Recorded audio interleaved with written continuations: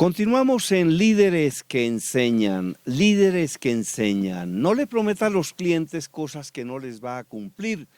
Los clientes realmente no siempre tienen la razón, pero siempre serán los clientes y deben ser la prioridad. La compañía tiene que escuchar lo que dice el cliente y debe responder apropiadamente. Una empresa o una persona enfocada en el servicio al cliente debe tener pasión y esta nace del corazón. Solo las compañías que dan un gran servicio al cliente serán exitosas. Hay un experto en servicio al cliente, querido Daniel García Vanegas. Hay un experto en servicio al cliente que se llama Paul Tim y él dice que solo sobrevivirán las empresas que mantengan clientes habituales. Sea la empresa que sea, si no mantiene clientes habituales, no va a sobrevivir. Una reflexión preliminar antes de presentar al maestro que tenemos en el día de hoy. Gracias, Germán. En realidad, el cliente es la esencia del funcionamiento de cualquier actividad económica y las empresas tienen que estar focalizadas en atender al cliente sin olvidar, obviamente, el recurso humano. Claro, porque digamos que el cliente interno es el recurso humano de la empresa. De hecho, hay un autor que dice que lo más importante para una empresa no son los clientes, sino los empleados. Y Miguel Ángel Cornejo, a quien entrevisté para uno de mis libros que se llama Líderes que Enseñan, me decía que los empresarios deberían tratar a los empleados como quieren que los empleados traten a los clientes. Sí, sin duda. Realmente el trabajo es conjunto y el trabajo en equipo es el que produce el resultado. Un líder solo no es líder. Ahora, ¿cuál será la mejor forma de liderar? A mí alguien me dijo un día, mire Germán, la mejor forma de liderar es la que produzca resultados, porque vean que líderes hay de todo tipo. Es decir, sobre todo hay diferentes formas de liderar. Pero, por ejemplo, alguien me decía también, es que la mejor manera de liderar es con el ejemplo. Bueno, el ejemplo sí es una base fundamental. Sin embargo, hay, como tú bien lo dices, una cantidad de tipos de liderazgo. Entre ellos, pues está el empresarial, que es al que normalmente uno se refiere. Sin embargo, hay líderes políticos, líderes deportivos, líderes de todo tipo de actividades. Así que el ejemplo funciona. Correcto. También líderes religiosos. Bueno, Daniel García Vanegas nació en Bogotá, estos son algunos apartes de su hoja de vida, en 1946 y desarrolló estudios de economía en la Universidad Jorge Tadeo Lozano. ¿Para qué sirve un economista? ¿Por qué son importantes los economistas? Bueno, un economista es un analista del comportamiento de todo el aparato productivo y de el estado del funcionamiento de la economía nacional. Eh, Eso le permite de alguna manera predecir cómo se van a comportar las cosas en la medida en que van sucediendo. Claro. A mí me decía David Hutchinson, el presidente del Banco Anglo-Colombiano, decía, mire Germán, hay personas que dicen es que ese empresario le va muy bien porque el tipo tiene muy buena intuición. Y me decía el doctor Hutchinson, hola Germán, ¿sí será intuición o será preparación? O a lo mejor, entre más preparación tenga, mejor intuición tiene, ¿no? Bueno, hay condiciones naturales que no se pueden negar. Una condición de liderazgo, pues así como se puede tener natural, también se puede aprender. Casualmente de eso se trata el hecho de enseñarle a otros a ser líderes. Ahora, dicen que uno no debe formar seguidores, sino que lo ideal es que forme más líderes. Por supuesto, entre más líderes haya, mejor funciona la sociedad. Y mejor funcionan las empresas, ¿no? Y las empresas están dentro de la sociedad, así que es un elemento en cadena. A mí me decía Jairo Mejía cuando era presidente de Colseguros, a quien entrevisto también en otro de mis libros, decía que la administración de él era muy horizontal y decía, pues aquí nosotros definimos qué es lo que vamos a hacer. Y teniendo un comportamiento de estadista, es una persona que escuchaba a todos, pero tomaba sus propias conclusiones. Entonces decía, acá nosotros escuchamos a todas las personas, pero una vez que se toma la decisión, todos a empujar para el mismo lado. Y me decía, porque Germán, ¿qué tal que estuviéramos empujando una buceta? Unos la empujan de atrás para adelante, otros de adelante para atrás, otros del lado izquierdo para el lado derecho y otros del lado derecho para el lado izquierdo. Lo que hacemos es dañar la buceta. Entonces todos empujando para el mismo lado, pero aprovechando esa inteligencia colectiva. Me parece que era como una forma acertada de liderar, ¿no? Sin duda, eso en realidad tiene que obedecer a una planeación estratégica. Si no se tiene claro para dónde se va, pues nunca se va a llegar a ninguna parte. En realidad, quien trabaja en equipo y hace el día a día tiene que darse cuenta que debe estar concentrado en lo que pasa, pero no puede olvidar hacia dónde se marcha. Para eso se marca la misión, la visión y los objetivos de las empresas. Sí, porque y si no, alguien decía que cuando uno no sabe para dónde va, cualquier bus le sirve, pero nunca llega. Excelente. No, en realidad no hay forma no hay forma de ir a ninguna parte si no se sabe para dónde se va. Puede, uno puede caminar, pero no sin saber cuál es el destino, seguramente no llega a ninguna parte. Alguien decía que cuando uno no sabe para dónde va, cualquier bus le sirve, sea Transmilenio o Cebollero. Sin duda.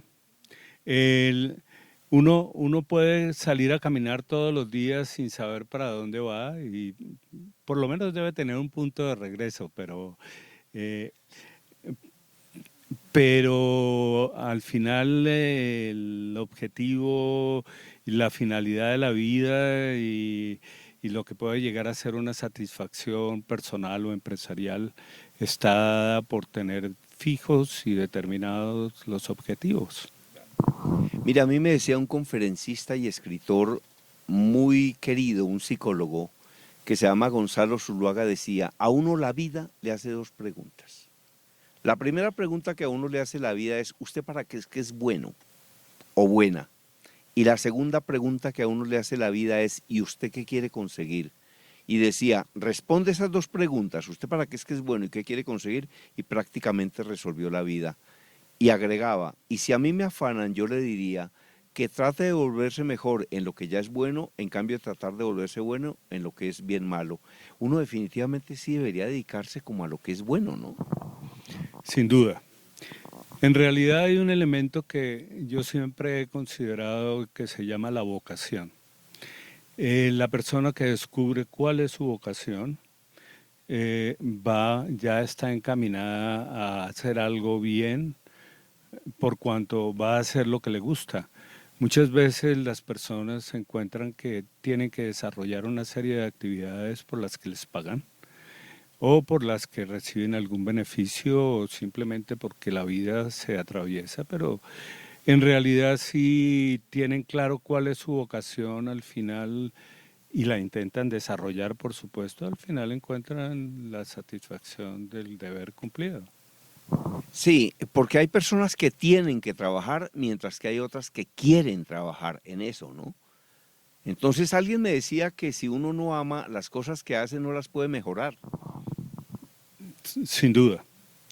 Uno requiere tener claro para dónde va, como hemos estado hablando durante el último rato. Sin embargo, yo le hago énfasis a la vocación porque la vocación no deja de ser más allá que lo que uno siente con gran sentido. Claro.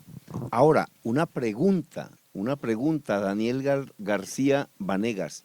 ¿Uno cómo hace para identificar la vocación? Bueno, me refiero a nuestros oyentes, que debe haber gente muy joven también, y de pronto no tanto, pero que nunca han encontrado como su vocación. Uno, ¿cómo hace para encontrar la vocación? Pero antes le voy a contar una experiencia sobre vocación, porque de pronto eso nos da como una pista. Hay un conferencista muy interesante que se llama Joaquín de Posada, quien tiene justamente un video que se llama Sobrevivir entre pirañas. Entonces él decía que para descubrir la vocación uno debería pensar en algunos momentos de su vida, laboral o profesional o personal, que lo hubieran emocionado muchísimo. Es decir, en estos 3 momentos de mi vida yo sentí una inmensa emoción, una emoción indescriptible, una emoción gigantesca, una emoción extraordinaria, una emoción excepcional. Y dice, de pronto por ahí es que está su vocación, porque si eso lo emocionó tanto, es posible que sea como por ahí. Bueno, encontrar la vocación debería ser una inducción a los niños. En realidad los niños pueden mirar con una perspectiva mucho más amplia lo que en algún momento quieren hacer. Luego en el camino pues se puede ir cambiando la finalidad que uno quiere tener en la vida, pero de todas maneras la emoción sí participa en la decisión y tiene que participar de todas maneras, aunque muchas veces uno está inducido por el medio a hacer o a realizar alguna cosa que, por decirlo de alguna manera, los padres quieren proyectarse en algo que querían hacer y ellos no lo lograron y esperan hacerlo a través de los hijos y en muchas ocasiones cometen un error. Yo he leído muchas definiciones de éxito, pero hay una que me gusta. Dice que el éxito es la realización progresiva de los sueños. El éxito es la realización progresiva de los sueños. Sin embargo, el éxito es una empresa como muy personal. Porque vea usted que para Rockefeller, ¿qué era el éxito? Conseguir millones de dólares, y los consiguió, y fue exitoso. Pero la Madre Teresa de Calcuta, esa señora tenía un par de alpargatas y una sábana, y sin embargo también fue exitosa, porque el éxito para ella no significaba conseguir millones, sino servir, y como sirvió tanto, fue una persona exitosa. Entonces, ¿sí es realmente el éxito la realización progresiva de los sueños? Sin duda el éxito, cada uno tiene un grado de éxito, un nivel de conseguirlo. En realidad, para unos el éxito es una cosa y para otros es otra y cada cual tiene su propia proyección en la vida. El, el éxito como definición se puede ver o como un tránsito hacia un objetivo o simplemente como llegar a un punto que se ha predefinido para llegar ahí. Digamos, aquel que quiere llegar a coronar el Monte Everest, pues lo hace y tiene el éxito y cuando ya está ahí le aparece el nuevo reto y ahora qué voy a hacer. Claro, pero es posible que eso es lo que mueva a la humanidad, que a la humanidad la mueva la búsqueda del éxito. Ahora, esto es una tertulia y es una charla. Me dice Diana Montoya, una colega, que no hay nada más rico que una buena conversada. Me decía, por ejemplo, Jairo Mejía, el presidente de Colseguros, que hay ciertos agentes que son muy motivadores. Por ejemplo, el dinero es muy motivador. Para una persona que desarrolla proyectos, el dinero es muy motivador. Me decía que otro motivador es la afiliación o el sentido de pertenencia. Vean que 2 personas o 4 personas de empresas distintas, pero que se dedican a lo mismo, muchas veces se hacen matar, pues, por defender a su empresa, no porque le paguen más, sino porque es mi empresa y tengo sentido de pertenencia. Y me decía que había un tercer agente motivador muy importante, que era el logro. Lograr. Esto lleva mi firma, el edificio lleva mi firma, estos nuevos productos llevan mi firma, esto lo creamos nosotros. Entonces, esos son realmente, digamos que elementos que son motivadores. Algunos otros que se puedan mencionar que motiven al ser humano a luchar. Por ejemplo, creo que lo motiva mucho el amor. Bueno, el amor es el motor de la mayoría de las personas, así sea el amor al dinero, el amor al logro, el amor. Detrás de todo está el amor como la fuerza que impulsa. Eh, Obviamente no necesariamente la gente opera por amor, otros operan por envidia, otros operan con otra serie de estímulos, pero en realidad el éxito está en que cada uno cumpla con sus deseos. Claro, que convierta sus deseos en realidad, porque dicen que un sueño que no se convierte en una realidad o en un plan específico, se convierte en un ensueño. Usted, por ejemplo, ¿qué le diría a un alumno suyo que tenga un sueño de tipo profesional, por ejemplo, o empresarial? ¿Usted qué le diría? Una persona se le ocurre algo, yo quisiera hacer esto, pero bueno, ya lo tiene en la cabeza. ¿Qué más debería hacer? ¿Cómo sería el proceso? Bueno, en realidad cada caso es un caso particular, habría que pasar a algún tipo de ejemplo, pero en términos generales, la idea uno tiene que convertirla en un plan. Y el plan lo tiene que empezar a desarrollar en función de un tiempo y un objetivo. Y, y a partir de ahí, tener claro cuánto tiempo va a avanzar, le va a tomar llegar a esa meta, porque una cosa es levantarse y tener el objetivo de desayunarse, y eso lo logra, y otra cosa es querer ser el presidente de la compañía donde está trabajando. Son dos cosas completamente diferentes. Y a ambas puede llegar. Sin duda, uno puede alcanzar lo que quiera. Obviamente hay grados de dificultad y eh, hay grados de facilidad, por llamarlo de alguna manera. Para algunos le puede resultar más sencillo hacerlo que para otros. Ahora le voy a contar esta experiencia. Yo entrevisté para un libro mío que se llama Líderes que enseñan a Mauricio Nieto, quien era el presidente de PAPCO. Y me contó Mauricio Nieto que cuando él llegó a trabajar, como 22 años atrás, a PAPCO, el primer día de trabajo, se paró en la puerta y dijo, yo voy a ser presidente de PAPCO. Pero vea, le cuento esta historia. Dijo, yo voy a ser presidente de PAPCO. Me lo contó Mauricio Nieto. Entonces, dijo, y hoy soy presidente de PAPCO. Entonces yo le dije, oiga Mauricio, pero de todas maneras me parece un poco triste la historia. La pregunta es capciosa. Le digo yo, me parece un poco triste la historia porque usted duró 22 años triste porque no era presidente de PAPCO.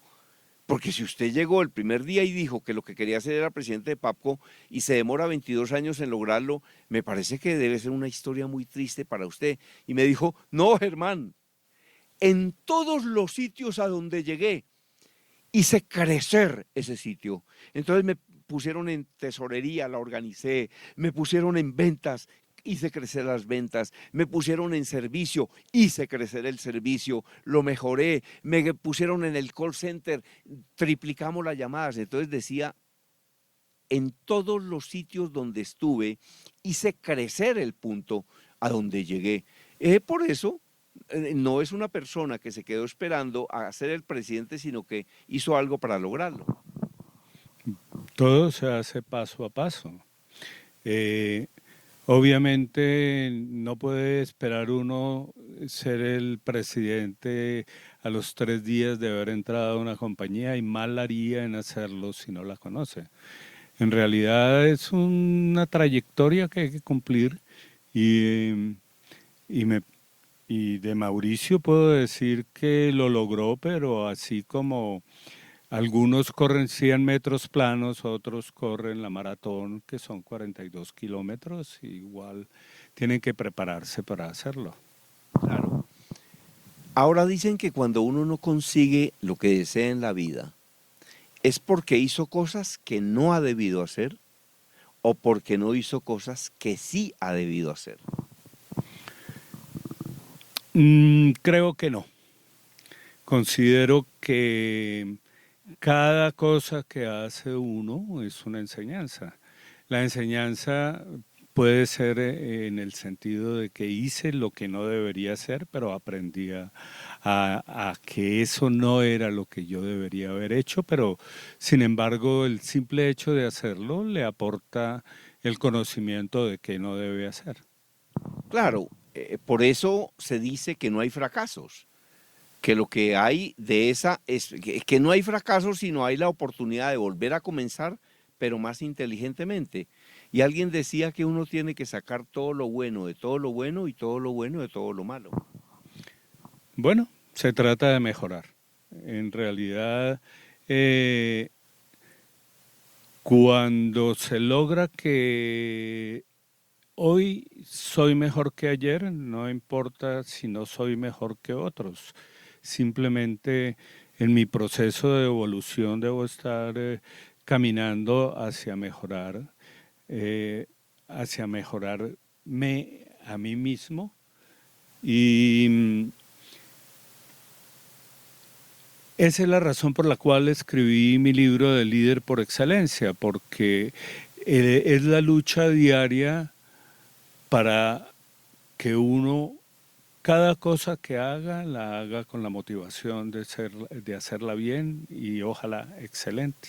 Ahora, hay una cosa que me parece que es muy importante y es eso que se llama la satisfacción del deber cumplido, ¿no? Ese tema de la satisfacción del deber cumplido es muy importante, ¿eh? La satisfacción es el resultado de una acción. Cuando yo cumplo lo que debo hacer, tengo doble satisfacción.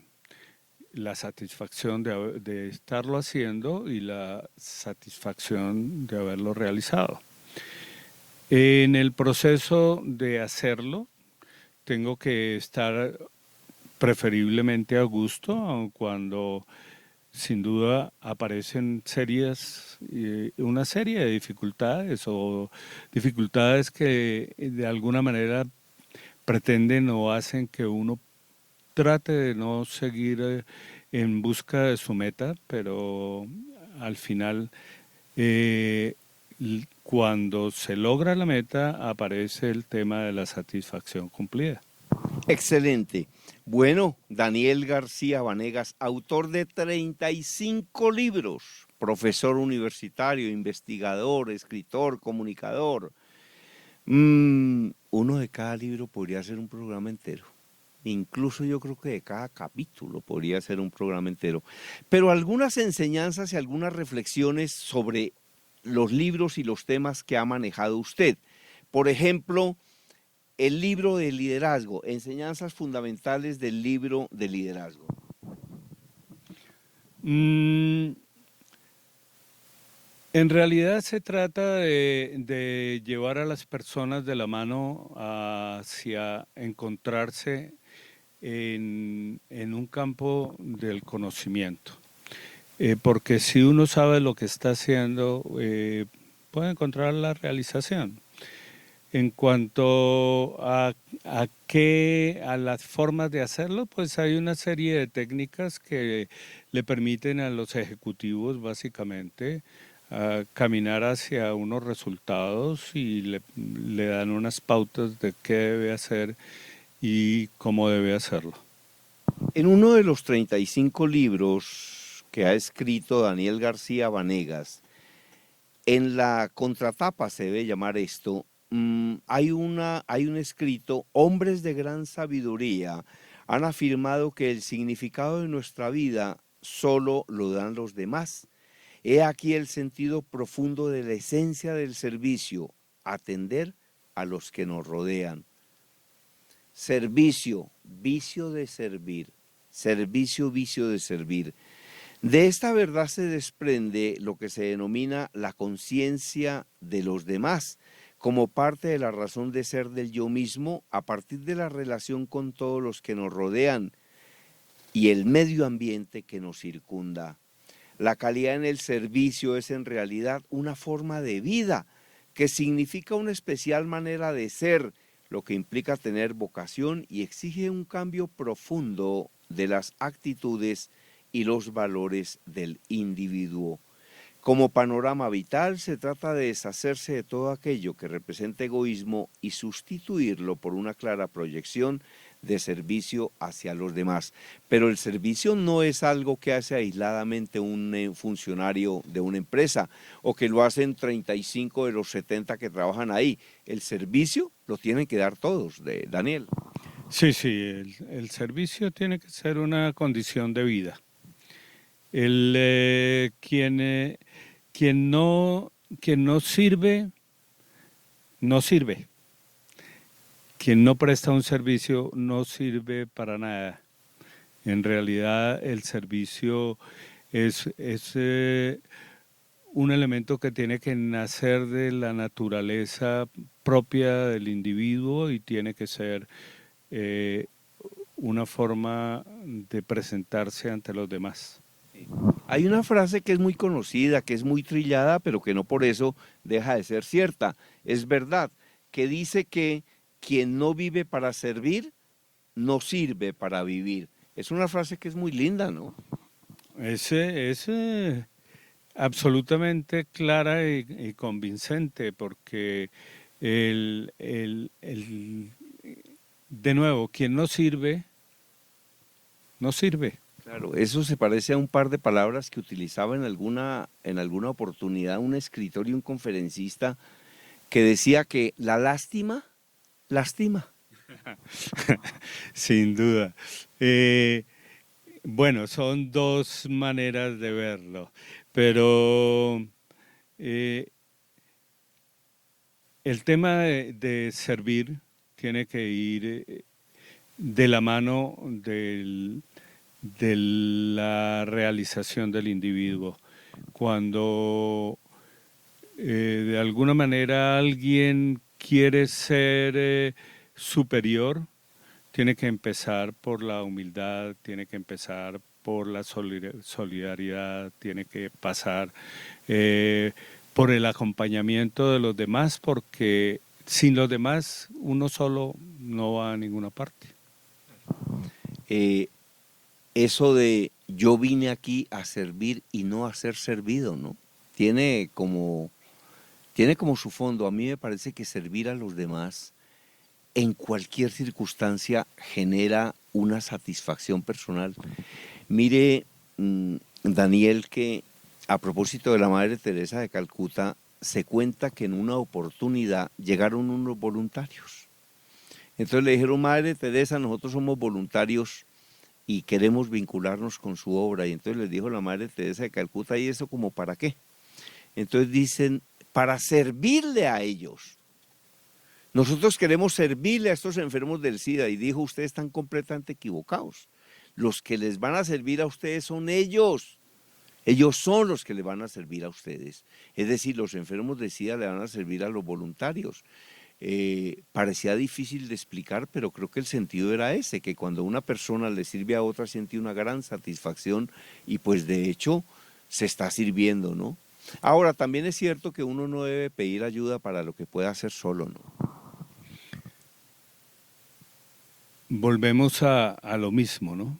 Cuando yo puedo terminar alguna obra por mí mismo y con la completa, con el resultado completo, pues eso es parte de mi realización. Sin embargo, la realización de uno solo vuelve a lo mismo. Uno está dentro de un contexto familiar, está en un contexto grupal, inclusive hasta un concepto tribal también funciona porque hay que mirar el objetivo último de lo que se busca.